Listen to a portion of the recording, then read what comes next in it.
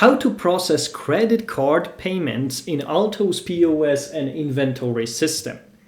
When you complete a sale in Alto's POS and inventory system, you will see different payment options such as cash or card. However, Alto's POS and inventory system does not automatically connect to your credit card's terminal. So, the cashier will need to manually enter the total sale amount into the card terminal to process the payment. Once the payment is approved on the terminal, go back to Alto's POS and inventory system, select card as the payment type and complete the charge. Now, the card payment will be recorded in your reports. The receipt will also show that the payment was made by card.